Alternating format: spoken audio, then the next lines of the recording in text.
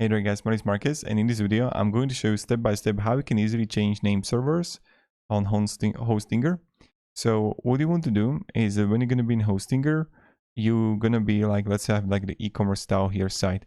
Let's click manage here under domains. When you're going to be in manage, here you can have DNS and name servers. Click on that. And here you're going to find the name servers. And what you want to do is click here change name servers. And you're going to click change name service right here, and all you have to do is to paste a new name service. So let's say from Shopify, from Wix, from whatever.